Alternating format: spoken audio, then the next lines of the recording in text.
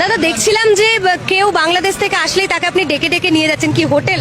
এটা হোটেল আছে, হোটেলে গেছে ওরা, মানে ওনাদের চিকিৎসার জন্য আসছে তো, সব হচ্ছে না, কম পয়সার মধ্যে রুম চাইছে।